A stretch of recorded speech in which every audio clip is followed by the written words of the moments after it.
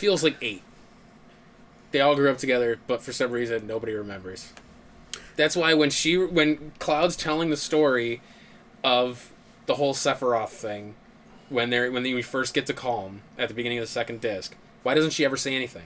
Because obviously, clearly she knows. If you claim she knows that he's lying, why wouldn't she just say, hey, that's nowhere near what happened? She makes a remark of something like, oh, really? Then what happened? And like the way it's implied that she's talking at that point, she's trying to get information out of him to figure out everything else that happened. I don't know about all that. Like, it's explained in the game that she knows something's wrong with him. I definitely don't. She doesn't know that. She does not know that it was Hojo and all the poisoning. Well, I knew she doesn't know that aspect. She doesn't know what happened to him. Yeah. She just knows that he did not make it into soldier. He never lived up to his promise, which is later on. Well, he confesses that. He confesses that that's why he never came home. Was he did not live up to the promise they made, so he could not come back to her. Right. Because I thought she ended up with those realizations. That was the whole reason of going through the consciousness of him, is where she finds out he never made it. She finds out why he never made it. That's what the consciousness thing is. Yeah, but she knew he did not, like, things were not what he said they were. I definitely don't remember any of that. Yeah. Because you hated the game. I hated the game, but I still played through it multiple times. You weren't paying attention, apparently. I was paying enough attention. No, I'm not gonna lie. Like, some of the dialogue and the translation and stuff is very confusing. Like, that game did have a very poor translation. Yeah. So there are times when, yes, the dialogue itself is confusing. It would have helped to hear tone of voice. I think that's a big part of it too. Yeah. There is an entire aspect of the story that is kind of left out because of. The way things were. Like, the way you're explaining it, like, if she was... That's fine. If she knew, like, I have a feeling you'd be able to tell that she knew based on how she was saying and I think that's part of it is voice acting would have helped, and better graphics for facial stuff would have helped the game. A furrow of the brow. Yeah. Are we back? Oh, we yes, stayed. I kind of well, we didn't quite stay. I'll cut out a little bit, but we kind of started the conversation. I heard. I heard. I don't know. He couldn't let it sit. I couldn't let it sit. It was eating my hair. Eating my hair. Why am I playing the Saints again? Because you're in the fucking... No, this is still the division season. champ. Well, this is still the season, though. Then how are you division champ? Because our record indicates that we won our division. At this point, we could probably lose the next couple That's what of it meant. We could lose every single game for the rest of the time, and I would still win the division. Then why do you even need to do the rest of the season if you're champs? Well, technically, if you don't want me to, I could just skip these games. No! Fuck you. They just got... You got your ass handed to you! Yeah, they just got a touchdown. Oh, I think 8 is definitely sloppier on the storytelling. Oh, God, yes. 8 was a fucking shit show, story-wise. 8's, that's one of the reasons I kind of wish 8 would get remade, is because there are certain certain things happen in that game that just are not very, 8 was experimental. Yes. Because it focused more on the love story and the relationship between him and Renoa. Yeah. Well, and him and Laguna. Yeah. And which, honestly, that part kind of eluded me, too. The correlation between the two of them never made sense to me. And why everyone had the flashbacks? Yeah. Honestly, everyone passed out at the same time and had the same flashbacks? I remember 8. On the train? Just a lot of it. I've played, like I said, that keeps happening. It does. Yeah. I've played through 7 multiple times, even though it wasn't my favorite. I've played through 8 multiple times, even though it wasn't my favorite. But still, I still couldn't tell you what the correlation is between Laguna and Squall. Besides, that one woman. I think it's father-son. They definitely never mentioned that in a fucking game. I think it was father-son. I don't think so, because I remember the woman. Or ancestor. Because the way they mentioned... Because who's the woman that Laguna's going after? There's I don't know. It was just so fucking bizarre. They really don't explain shit in 8 either. Rain? Maybe? Because then who was the... Because... I don't know, man. 8 was such a fucking enigma too. Well, 8 also had like time travel and shit like that. Because you had Adia, and then all of a sudden she's Sorceress Adia, but she raised them all. And then Ultimecia later. Ultimecia, and Adia's a good person. But Alopecia? What about alopecia? What's happening now? Everybody remembers they all live together, but nobody knows. It was such a clusterfuck of a story. Yeah. Which is why, like, that fan theory of that Squall is dead kind of makes sense, because everything's just like nothing else makes sense. Yeah, because you're in that weird Twilight stage where your brain's just fucking making up shit. It's not really making up shit. It's just going through, like, the last moments or, like, the moments of your life. Yeah. Basically. It was so bizarre. Like, all of a sudden I'm in space! Yeah, you go up and fight her in space. God. And then all of a sudden, at the end of the game, Squall's just on a fucking floating island of nowhere, and he's led back by Renault's voice or something. It was Kingdom Hearts before Kingdom Hearts, okay? Oh my god. All you needed was a Keyblade, and it would have been the first Kingdom Hearts game. And to be perfectly honest, from what I remember, their love story wasn't all that. Like, I remember really not feeling much for Where it. did they come from? Like, was it fleshed out all that much between Renoa and Squall? Like, It was kind of back and forth because, like, I love you! Fuck you. he had interest in her, but he was also obsessed with Cypher. Yeah, he was. Because, He was a baby little bitch. yeah, there was that too.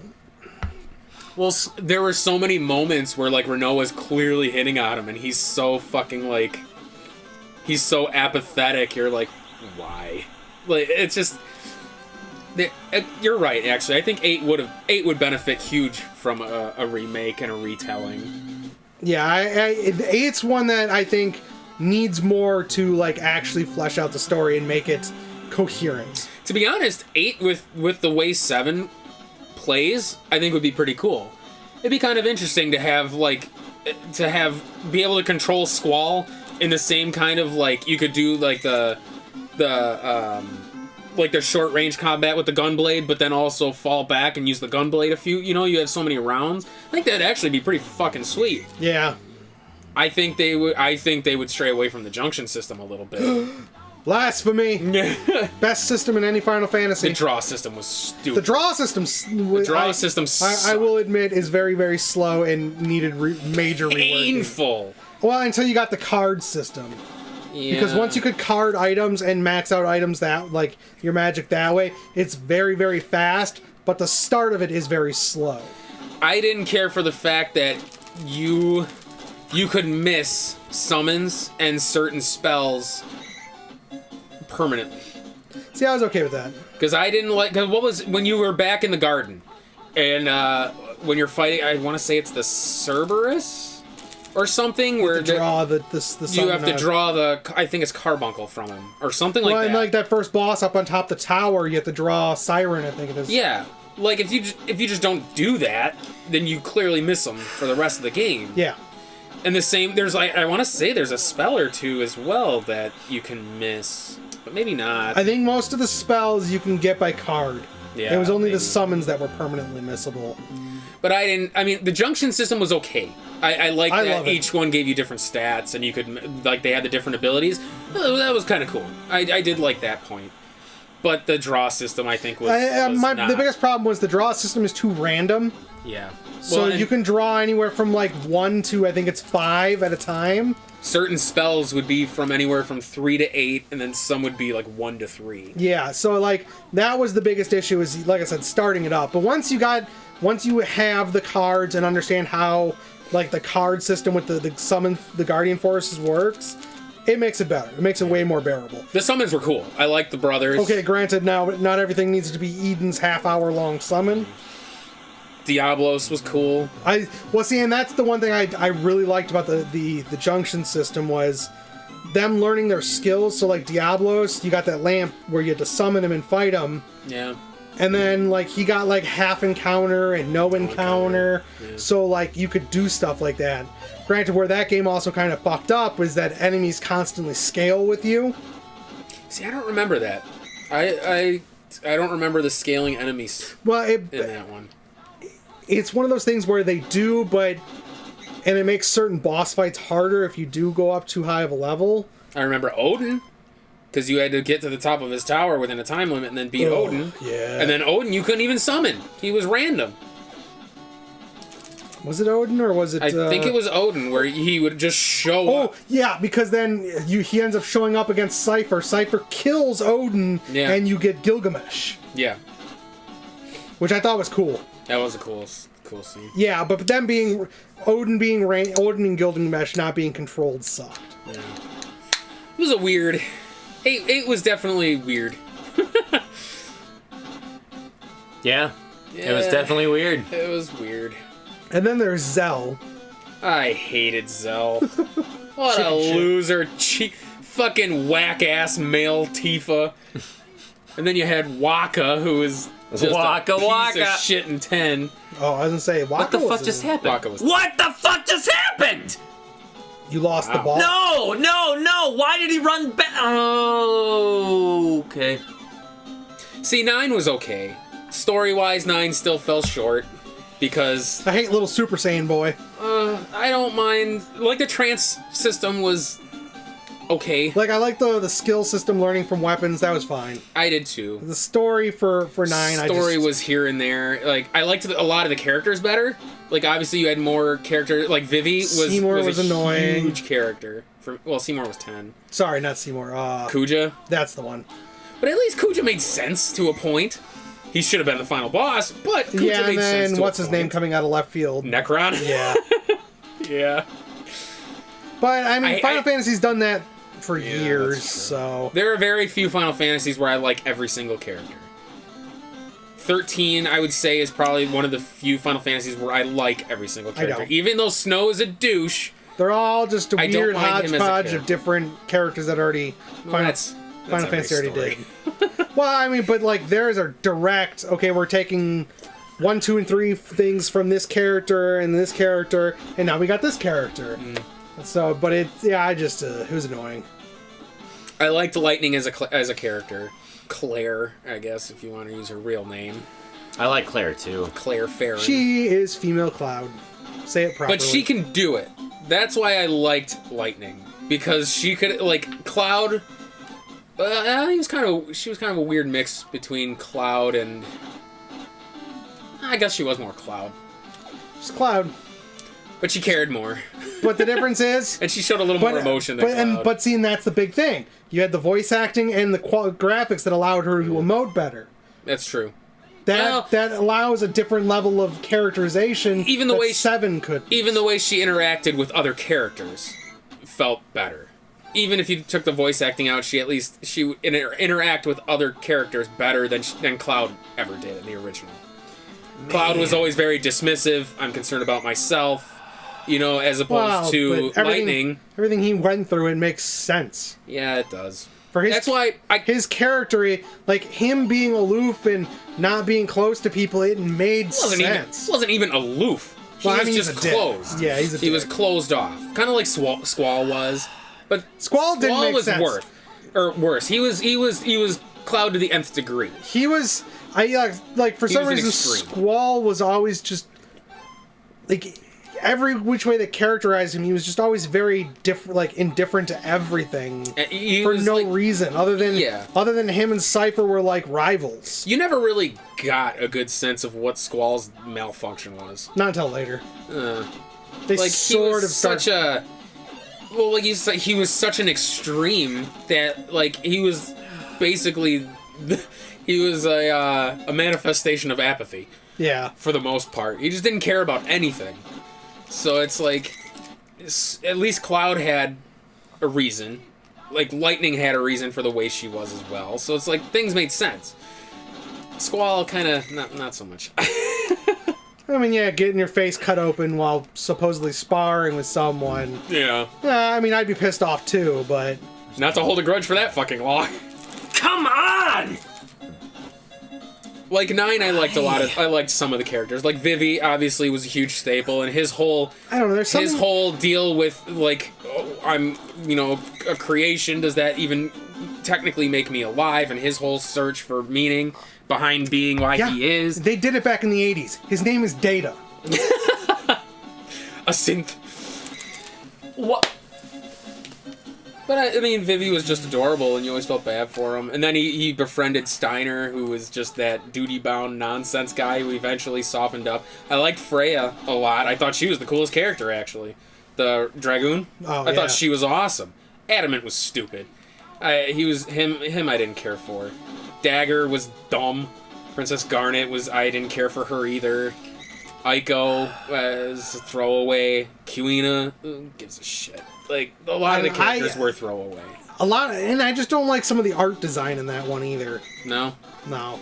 Well, because, I mean, look, Steiner's a great example of, like, they're that misshapen, almost, not chibi, but kind of chibi style.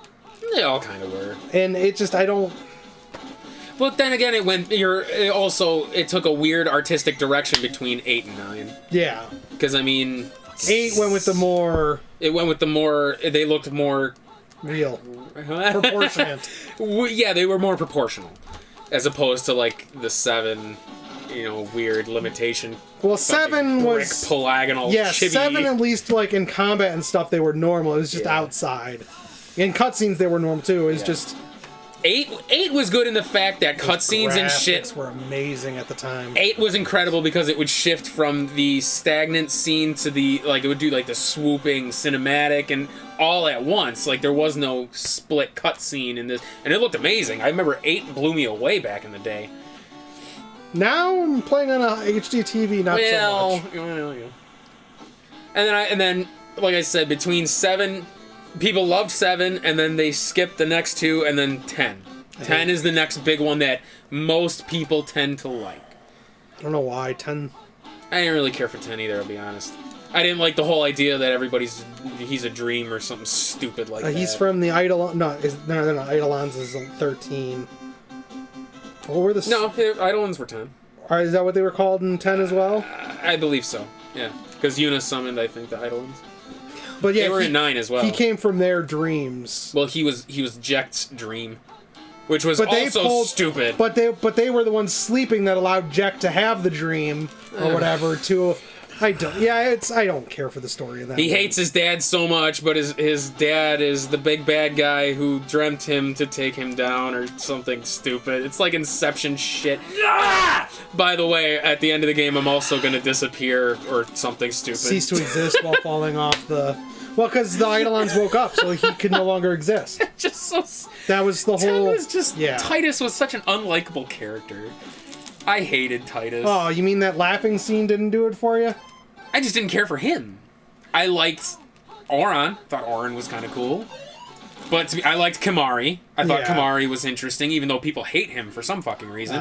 He was like the best character. I agree. I think Kimahri and were awesome. Hated Waka. Lulu was okay. Every time I saw Waka, all I could think of was Waka, Waka, Waka. Waka, Waka! So yeah, it's... Come on, dude. How? You're below that. Is this fourth quarter? Yeah. Oh! I'm glad that you guys are fucking paying attention. I have been. I definitely have not been. I know you haven't been. You got this, dude. You're gonna come back. Oh boy. We'll pause on our conversation here. What, Stop the clock. But, Shut up! You're not paying attention anyways. No, but why did you run all the way backwards? Oh, you were trying to wait.